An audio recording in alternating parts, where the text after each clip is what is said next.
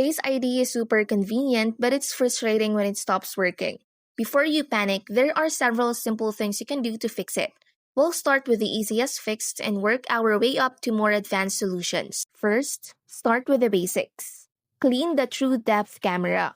Use a soft, lint-free cloth to gently wipe the area at the top of the screen where the camera is located. Check for obstructions. Make sure your case or screen protector isn't covering the camera sensors.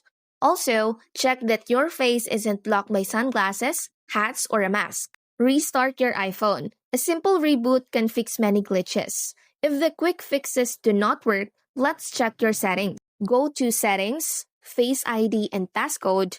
Enter your passcode. Make sure that iPhone unlock and any other features you want to use Face ID for are toggled on. Also, consider setting up an alternate appearance if your look changes often. For example, you wear glasses sometimes. If Face ID is still not working, your next step is to reset it completely.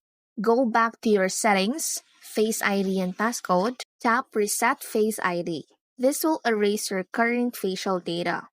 Tap Setup Face ID and follow the on-screen instructions to rescan your face. Sometimes a software bug is to blame.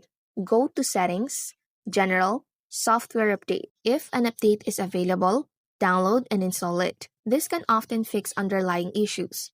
If none of these steps work, it may be a hardware issue with the TrueDepth camera system. In that case, you need to contact Apple support or visit an Apple store for a professional help. But for most common problems, these steps should get your Face ID working again.